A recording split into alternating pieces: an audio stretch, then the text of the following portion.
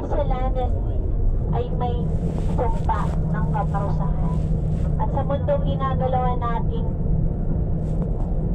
pagulo, pahirap o pasamapa, nandun yung pangunahing kaaway ng Diyos na ang naisin ilayo ang puso sa panig ng Diyos.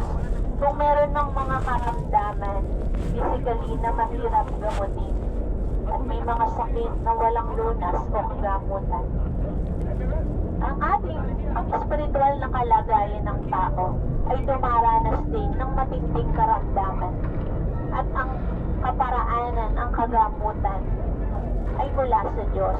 Kaya dahil sa kanyang pagmamalasakit, ibinigay niya ang pinakamahalaga sa kanya, the very famous or familiar verse, marahil din sa atin.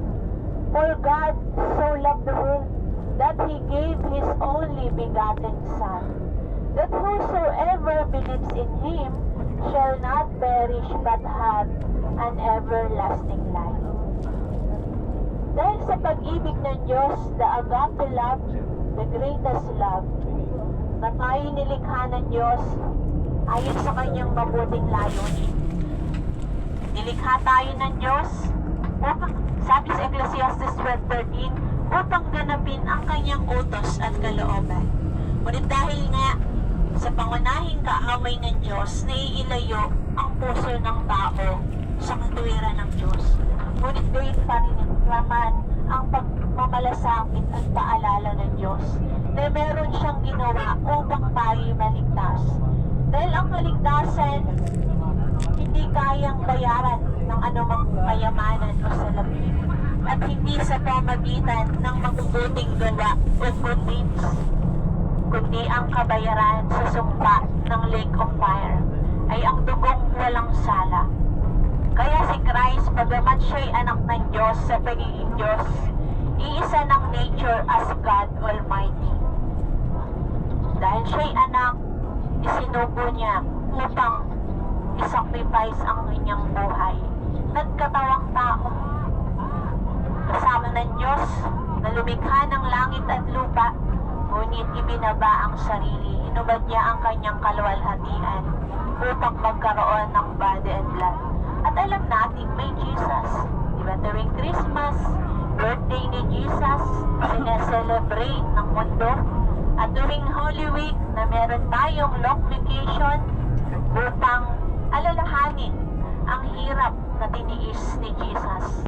Bago ipako sa krus ang mga latay at sugat na kanyang tinamo, dahil siya'y tao nakakaramdam ng sakit at kirot. Emotionally, nandun yung kanyang bigat na dala na para sa kaligtasan ng lahat, ngunit hindi siya tinanggap na mismong bayan ng kanyang pinangakuan. Kaya sa pamagitan ng turo at aral sa pagtawag kay Apostle Paul sa mga hintil o sa labas sa lahing Israelites, dumating ang biyaya at ebanghelyo ng Panginoon. At dahil ang Diyos patuloy na kumakasangkapan, in Psalms 119:105, that the word of God be the lamp to our feet and a light to our path. Naway magsilbing tanglaw sa atin. Ang salita ng Diyos ay inihahalin tulad din sa tabak na maari tayong masaktan, salamin na maaring makita natin ang ating kahinaan at pagkukulang. Ang salita ng Diyos ay magbigay sa atin ng kapanatagan at pag-asa. Na kung wala ang tulong at kahabagan ng Diyos, anong ating magagawa at kamuluhan? Bagamat kahit walang Diyos, we can still survive na makamit ang ating mga goals, ma-achieve ang ating mga pangarap, ngunit physically, in how many years? 80 years?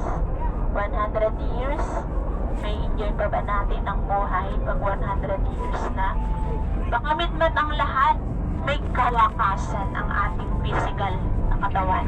Ngunit ang higit na pinahalagahan ng Diyos na ito yung purpose ng kanyang mga salita na magbigay sa atin ng dakilang ayuda o regalo na tayo tawaging heavenly citizen.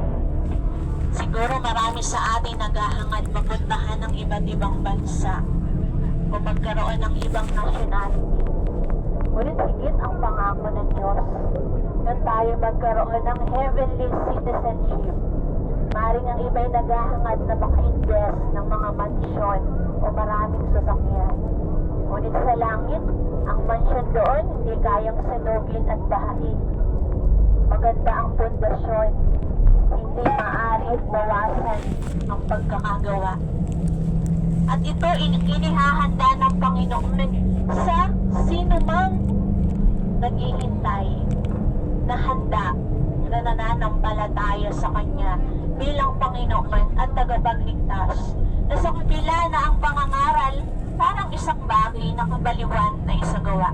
Ngunit ang higit na nakakatakot kung hayaan mismo ng Diyos na pagmatigasin ang puso ng tao na baliwalain ang kanyang pangungusap at pag-ibig. Ngunit bakit meron siyang salita? Dahil ang unahin at hanapin ang katuwiran ng Diyos, ang kanyang kaharian, ang lahat ng bagay ay pawang kanyang idaragdag. Bilang tao, malaya tayong pagpili. Uunahin ba natin? Hahanapin ba natin o hahangarin na maunawa ang lubos, ang purpose ng ating buhay? Nahangarin natin na makilala ang Diyos na marapat ng paglingkuran. It's our choice, gayon pa man, ang unahin at hanapin siya ay hindi kalugihan, kundi ang pagpapala, hindi lang dito sa mundo. Na dahil sa kasalanan, pinaglalaroan ang tao. Ngunit sa Diyos, the truth shall set us free. Sapagkat ang tunay na kagalangan at pagtatagumpay ay sa Diyos lang nating mararanasan. Kaya ang pangmalawakang pangangaral, di lang sa ating bansa, maging globally, through mass media and social media ay isinasagawa. Bakit? Sapagkat kung paanong ang kaaway ng Diyos ay nagmamadali, higit ang gawain ng Diyos na isulong upang palayain ang tao at maglaan ng kaligtasan. Bilang tao gusto nating maligtas sa karamdaman, sa aksidente at sa anumang karamdaman. Ngunit higit ang kaligtasan na nais ng Diyos, kaligtasan ng ating mga kaluluwa. Sapagkat mahal tayo ng Diyos. Kaya lagi nating tatandaan na kailanman hindi tayo iiwan, di pababayaan man ng Panginoon. Tayo mag-pray. Dakilang Diyos at maibiging Ama, kami po'y nagpapasalamat sa buhay at lakas na aming taglay. Ingatan mo ang bawat isa sa kanilang mga pagbabiyahe, mula sa mga bahagi ng bus na ito, sa mga driver at konduktor at bawat pasahero, na ikaw ang nakakakilala at nakakaalam ng kanilang kalagayan o sitwasyon. Gayon pa man, tulungan mo na ang bawat isa sa amin ay maranasan ang kapayapaan na nagmumula sa iyo. Kung anumang pagsubok gaya ng sakit, yamang ikaw ang Diyos na dakilang manggagamot, ikaw ang magpagaling. Sa iyo namin ipinagkakatiwala ang magaganda pang oportunidad sa anumang trabaho o hanap buhay. At ilungan mo anumang mga kabigatan, maging kapanatagan namin ang iyong mga pangako. Pagtibayin mo ang aming pananampalataya na may katunayan hindi man nakikita, at panatag kami sa mga bagay na hinihintay. Kaya ang iyong mga salita ay maitanim sa aming puso at magbunga ito ng pagtatagumpay na nauukol sa iyo. Ngayon pa lang nagpapasalamat na kami sa katugunan ng aming prayers. In Jesus' name, Amen. Yes, God. At ngayon po kung may mga prayer request pa kayo, o nais ng counseling or question, so maaaring i-follow lang nyo sa social media. Just follow @official ONKTV. @official ay small letter and capital ang NKTV. Or ang Live Radio Manila, Live Radio Southern Luzon, or Live Radio Northern Luzon, sapagkat hindi lahat naabot ng transistor radio sa dakoy ng Isabela or dito sa Lucena. So through live streaming. At ngayon din ang Home Free Global Online Crusade, na kung saan ang page na ito ay isinasagawa ang pangmalawakang krusada nationwide and globally. At ini-invite ko rin kayong manood every Sunday sa TV5 or Channel 5 sa episode ng UNK. So mapapanood natin every Sunday 7 to 8 in the morning sa TV5 every Sunday. At since ang misyon ng Diyos na ipangaral ang Ebanghelyo sa iba't ibang panig ng mundo at pagbubukas ng gawain, habang may pagkakataon pa, habang merong patuloy na kinakasangkapan ang Diyos upang ito'y isagawa. Kaya bahagi ng aming pangangaral, alam ko pong hindi lingid sa inyong kaalaman, bakit naman may paglalab offering pa? Hindi po ito isang kabayaran at hindi rin sa apelitan. At hindi rin para sa sariling kapakanan, kundi upang ang tao ay abutin din na kasangkapanin ng Diyos.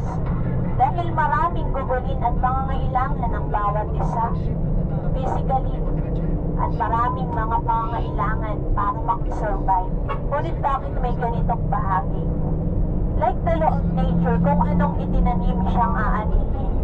At yun din ang sabi sa Hebreo 6:10, that the Lord is not unjust to forget our good deeds. Kung paano ang sanlibutan ay nagsusumikap para makasurvive sa araw-araw ng buhay.